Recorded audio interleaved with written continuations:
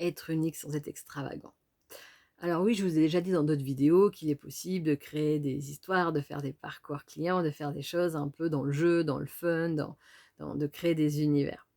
Mais pour autant, être unique, ça veut pas dire faire un rôle, ça veut pas dire, amener les gens forcément dans des mises en scène, ça veut pas dire être provocant. Ça veut même pas forcément dire être original. Ça veut dire faire quelque chose qui nous parle à nous, qui nous correspond, qui permette, que nous, en fait, on ait une vision de ce qu'on veut apporter, que ça amène à une méthode particulière, c'est-à-dire qu'on utilise nos outils d'une certaine manière pour que ça réponde à cette vision, à cette intention et que derrière, ça provoquera une expérience bien particulière parce que respectueuse des 2 parties, de dire: «J moi, accompagnement, je fais ce qui me parle et à mon accompagné,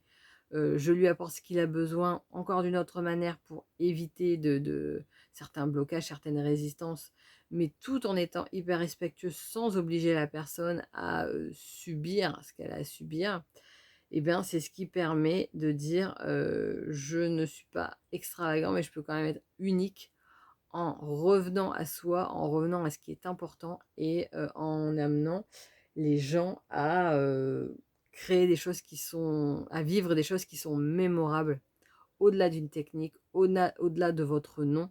Simplement de dire: «Ah ouais, là, ce que j'ai vécu, il y a un avant-après» et c'est flagrant.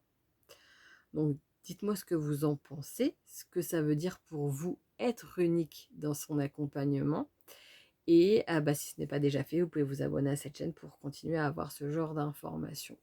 Excellente journée et à bientôt.